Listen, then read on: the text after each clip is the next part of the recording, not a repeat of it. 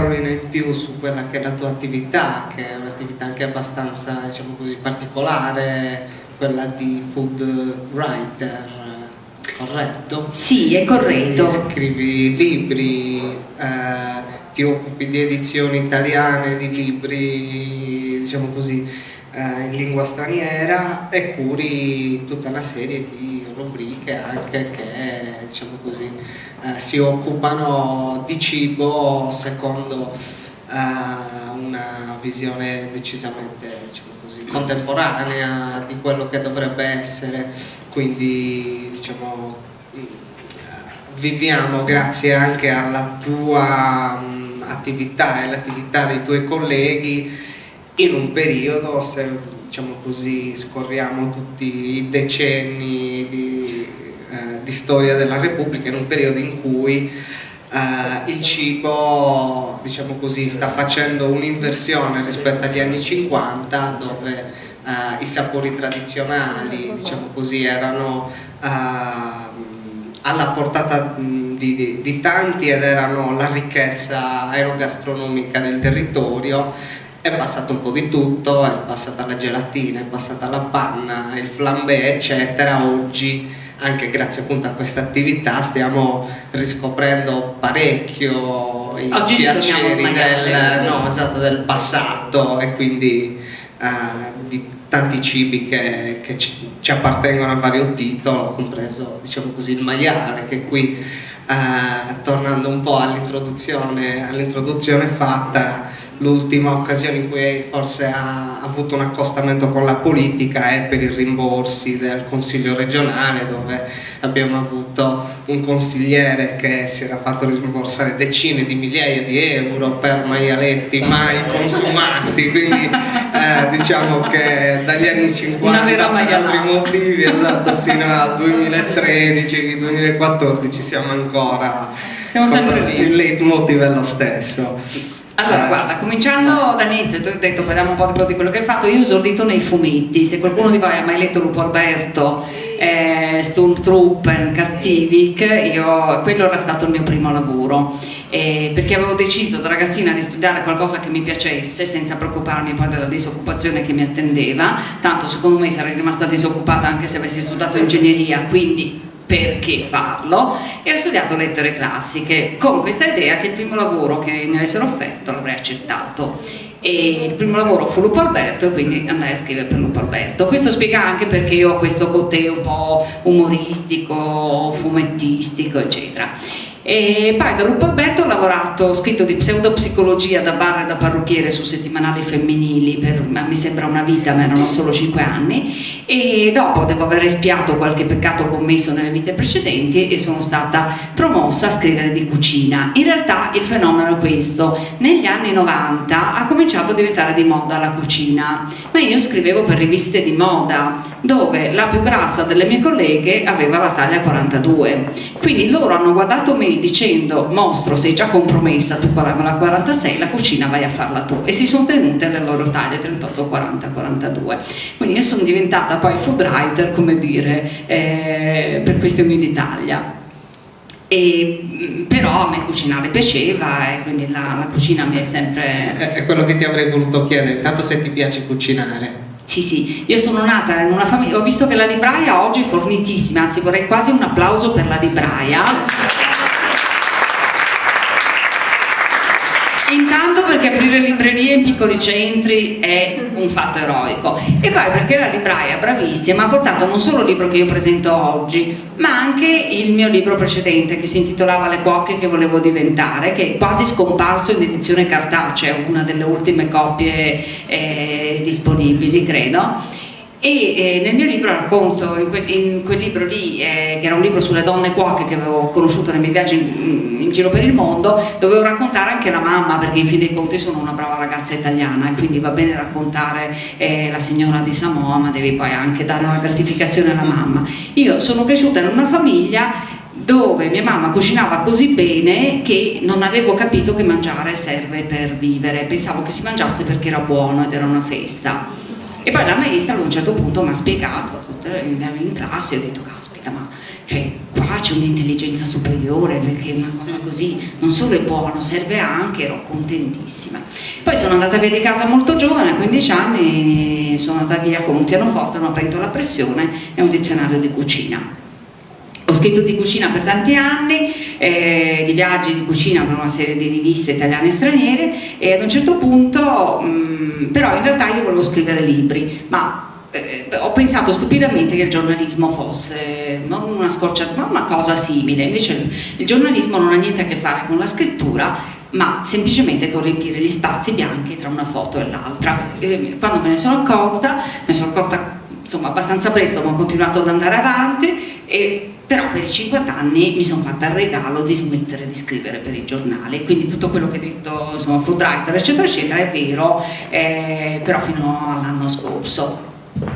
E dall'anno scorso ho deciso di abbandonare il giornalismo definitivamente, anche se la decisione era stata maturata già un po' prima, e questo libro, che è il primo libro che io ho cominciato a scrivere dopo che avevo deciso di smettere di fare la giornalista, è probabilmente il mio libro più giornalistico, perché poi il cammino un po', voi direte, una che ha scritto tanto di cucina adesso arriva e ci dice che siamo decadenti perché parliamo solo di cucina, che tutta la responsabilità, che c'è questo rapporto perverso tra bassa politica e alta cucina, che ci stiamo distraendo tutti a guardare cosa abbiamo nel piatto e non vediamo più che cosa c'è nel piatto della politica, oppure esprimiamo nel piatto, in tavola la nostra rassegnazione per un sistema che non riusciamo a cambiare, o che non vogliamo sufficientemente cambiare, o che non ci interessa anche semplicemente abbastanza.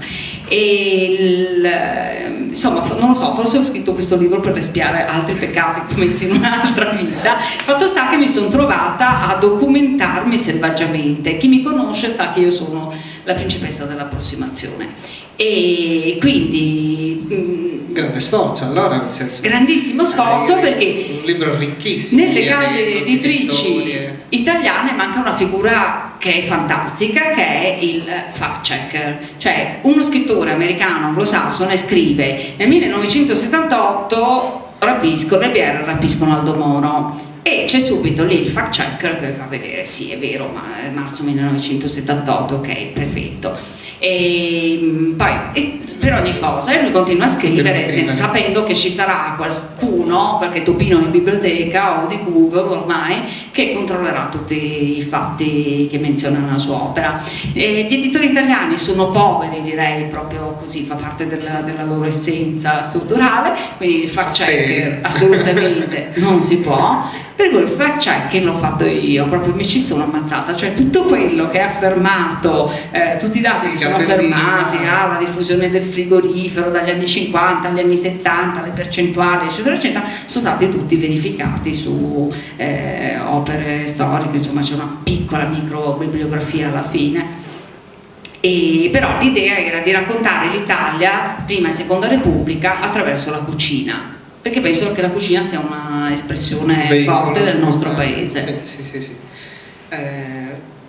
Ok, vogliamo magari iniziare questa cronistoria politico-gastronomica dagli anni 50? Gli anni 50, allora intanto gli anni 50 sono mettere assieme pranzo e cena, questo era il tema di base, no? Negli anni 50 c'è qualcosa da mangiare. Esatto, perché negli anni 50 da una parte viene fondata l'Accademia Italiana della Cucina, Orio Vergani, intellettuali milanesi non solo, e poi viene rieditata una rivista che ha fatto la storia dell'editoria gastronomica italiana, cioè la cucina italiana, da Anna Cosetti della Salda, che è una signora autoesiliata ormai quasi centenaria della cucina, a cui però della cucina non fregava un bel niente, perché lei aveva un'agenzia di pubblicità, doveva vendere i dadi per brodo che fabbricava un suo amico, e quindi ha detto ma dai, sai cosa facciamo per vendere i dadi? Ci inventiamo questo sistema fantastico, facciamo una ricetta di cucina. E in effetti negli anni 50 la cucina italiana ha anche la rivista che comincia a sdoganare, come si dice oggi, i cubetti per la gelatina pronta. Negli anni 50 andavano molto di moda i piatti in gelatina. E chissà, insomma, preparare la gelatina significa fare un grosso lavoro, ci vuole tempo, ci vuole fatica. E l'industria arriva, come poi succederà nei decenni a seguire, a proporci un preparato pronto per fare la gelatina. Fatto sta che nel decennio successivo, gli anni 60, che sono quelli del boom, la gelatina va fuori moda. Questo è un classico. Tutte le volte che l'industria ci propone qualcosa, noi diciamo ah sì grazie, però poi ci fa schifo e quindi facciamo un'altra.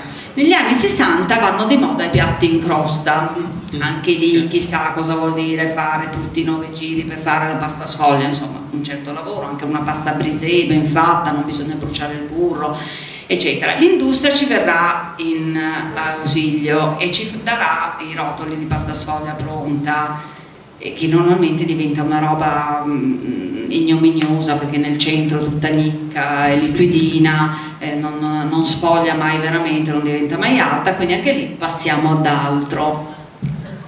E l'industria ci rincorre finché l'ultima cosa li ho mangiati oggi a pranzo, i macaron. Ecco, io ho visto di recente in un supermercato il preparato per macaron al cioccolato, ho detto benissimo, così adesso smetteremo forse anche tra un paio di anni, se tutto va bene smetteremo anche di fare i macaron, che sono praticamente una cura per i casi di ipoglicemia, tu mangi un macaron e torni normale. C'è un fatto che racconti relativo agli anni 60 che, diciamo così, mi ha incuriosito perché in genere poi molto spesso la Repubblica Italiana viene definita in un altro modo, non come Repubblica del Maiale che tu, diciamo così, molto approfonditamente proponi, ma come Repubblica delle Banane, no? Racconti che negli anni 60 c'è stata un'occasione in particolare in cui si è rischiato anzitempo di diventare, di essere definiti già da allora, no, l'Italia come Repubblica delle Banane. Questo mi ha incuriosito parecchio. È uno dei retaggi del fascismo. Dai tempi dell'autarchia c'era il monopolio delle banane. E questo creava un fatto, insomma, per i grossisti bastava azzeccare il prezzo esatto per aggiudicarsi i lotti di banane. E ad un certo punto c'è l'Asso Banane che esagera un poco e fa una specie di azzecca ovunque in tutta Italia, il prezzo minimo, il prezzo massimo dove gli serve. Naturalmente basta avere una talpa al ministero che ti dice i tuoi concorrenti hanno offerto tot e tu sai cosa fare, perché sprecare soldi offrendo molto di più, no? Offri il minimo dove non c'è nessun altro, offri il massimo. Basta pauliare, diciamo così, un po' qui, un po' lì. E quindi la talpa viene poi identificata, naturalmente non sono mai i ministri, ma sono i segretari dei ministri, insomma c'era questo cattivo segretario del ministro Trabucchi, che verrà poi arrestato in seguito all'asta truccata del 23 marzo 63. Come vedete, essendo approssimativa tutti i dati che ho scritto li ho controllati, ma poi non me li ricordo, devo leggere. E intanto un'intervista che mi hanno fatto di recente mi hanno detto: ma lei nel suo libro scrive questo? Davvero? Precisissimo. Esatto, l'Alzheimer è un brutto scherzo. Deve aspettare. E quindi insomma Fanfani, che era il presidente del Consiglio allora in carica, capisce che le cose insomma si mettono male, prendono una brutta piega, rischiamo di diventare la Repubblica delle Banane anzitempo, e annulla l'asta, e di lì in poi verrà anche chiuso il monopolio delle banane, che era un retaggio appunto del ventennio fascista.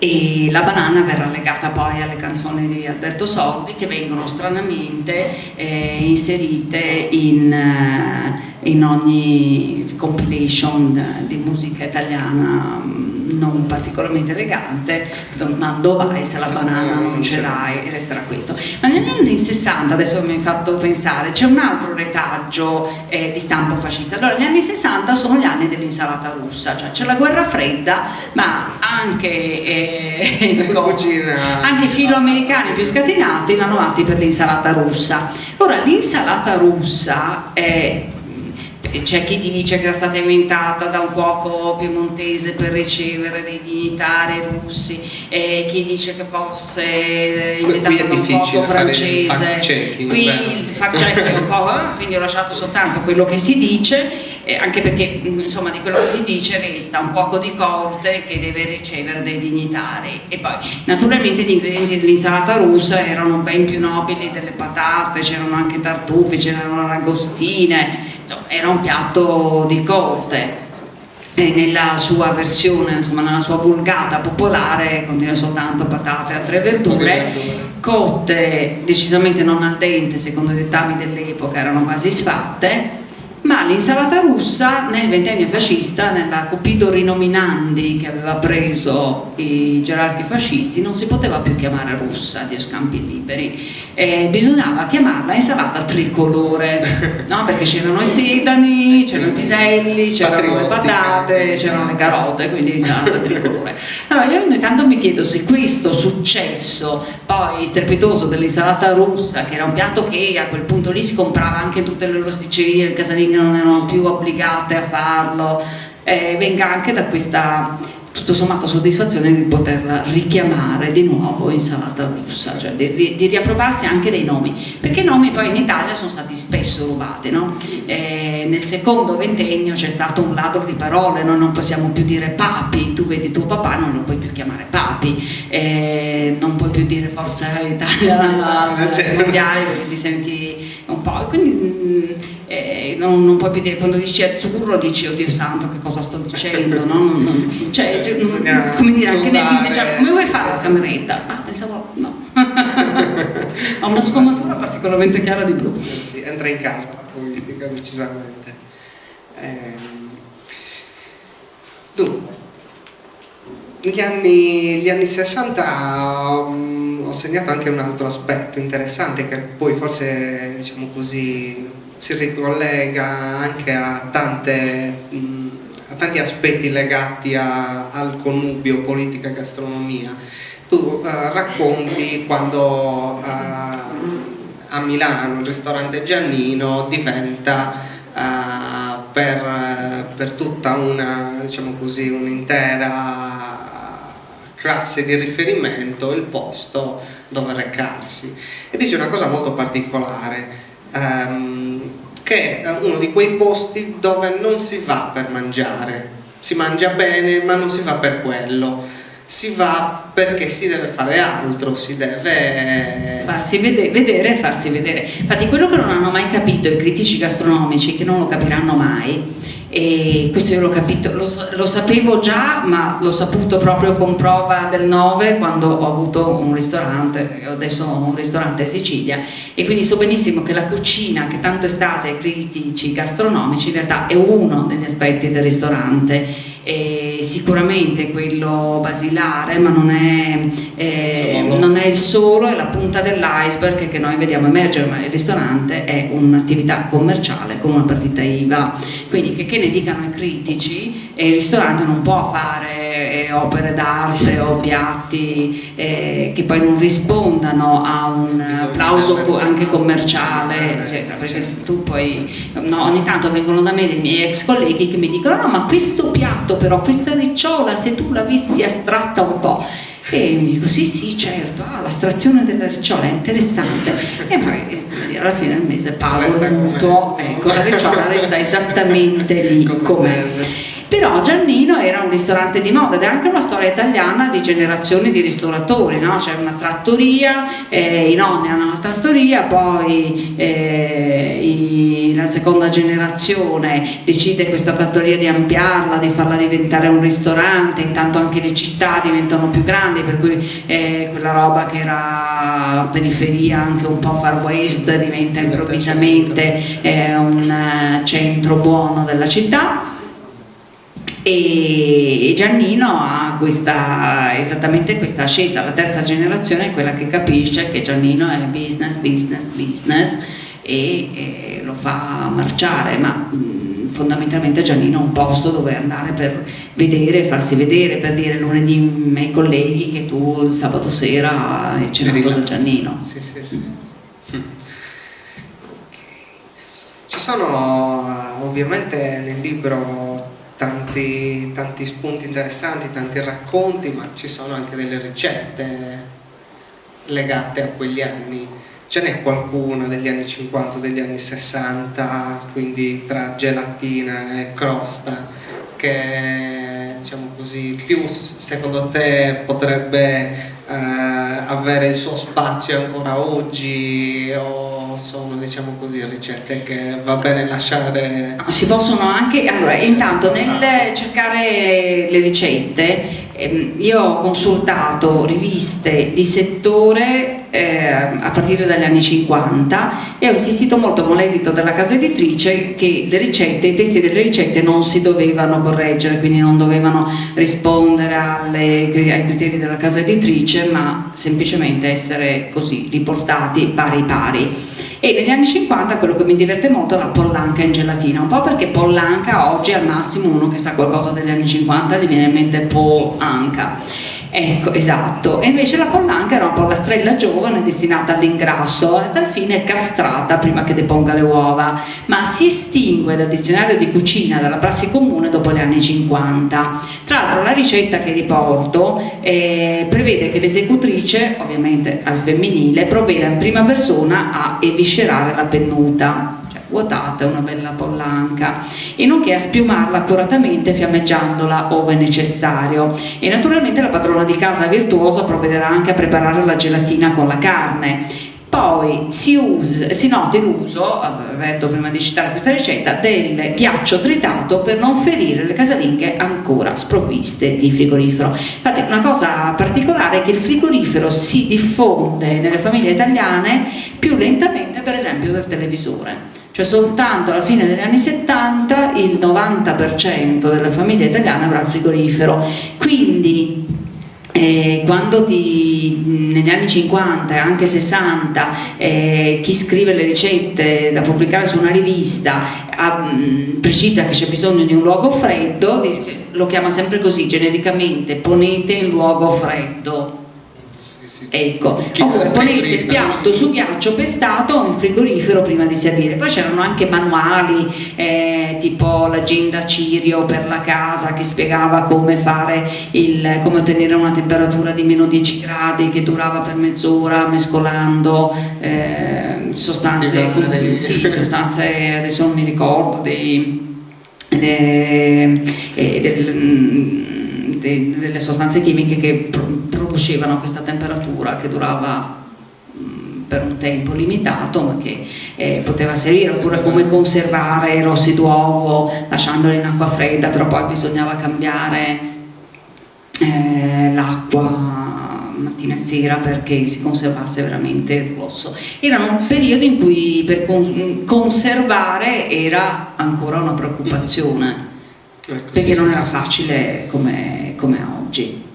In effetti poi tra anni 60 e 70 facciamo quel passaggio dall'essere riusciti in buona parte a, diciamo così, a mettere assieme l'obiettivo di mettere assieme il pranzo e la cena, e cominciamo invece negli anni 70 a vedere il cibo sotto nuovi aspetti, vuoi per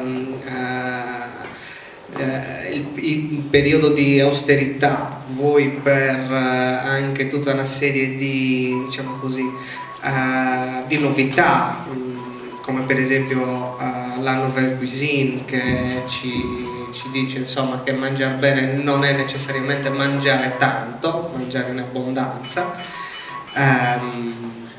e quindi iniziamo diciamo così, anche a occuparci del cibo e ad avere delle ricette decisamente diverse. Gli anni 70 sono quelli in cui si mangia sicuramente peggio, perché intanto sono gli anni caldi della lotta politica, e quando a tavola ci si infervorava ancora sul socialismo reale, e quando alle fiamme che si levavano a strada corrispondeva poi invece sul desco delle famiglie borghesi la fiammata dei flambè, perché sono gli anni in cui va di moda il flambè. E noi guardavamo i fatti di cronaca anche tremendi al telegiornale, Satolli e Succo sviluppo, quindi una strategia parallela a quella della tensione, che era la strategia dell'ipertensione. Gli anni 70 sono quelli, probabilmente il buio della Repubblica in tutti i sensi, politico e anche gastronomico, non si era mai mangiato così male, e vuoi perché da una parte ci sono i compagni che trovano che la cucina e quindi la golosità, la gola, che all'epoca è ancora uno dei peccati, esatto, dei vizi capitali, trovano che come dire, i compagni assimilano la buona cucina alla cultura borghese contro cui lottano. Dall'altra parte ci sono i cattolici, anche il periodo dei cattocomunisti, vi ricordate? I cattolici che appunto si ricordano ancora che la gola è un vizio capitale. Dall'altra parte ancora c'è l'industria che bombarda con carosello e ci spiega che quello che ci danno da mangiare loro è più sicuro, è subito pronto e che in fin dei conti industriale è meglio. Esatto, industriale è meglio. Noi ci crediamo perché è anche comodo, questo passa anche attraverso una cosiddetta emancipazione. Le donne più che angeli del focolare diventano angeli del ciclostile, nel senso che nelle manifestazioni le studentesse sono sempre utilizzate per dare i ciclostili.